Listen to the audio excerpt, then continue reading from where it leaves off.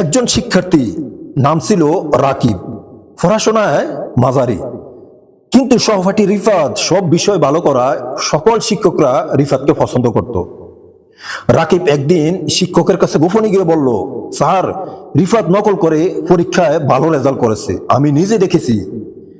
পরীক্ষার শেষে দিন শিক্ষক রিফাতকে ডেকে জিজ্ঞাসা করলো, তুমি কি নকল করে পরীক্ষা পাশ করেছো?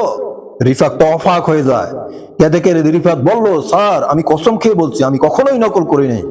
তদন্ত হয়, সিসিটিভির ফুটেজে দেখা যায় রিফাত নয়, রাকিবই একাধিকবার নকল করেছিল।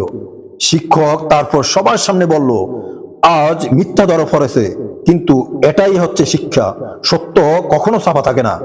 এতে আমরা শিক্ষা অর্জন করতে পারি, মিথ্যা দিয়ে তুমি সত্যকে ডাকতে পারবে না, আল্লাহ ঠিকই একদিন সত্য প্রকাশ করে দিবেন, এটাই বাস্তব। নূর ভাবনা, ইসলামের পথে আলোর দিশারি।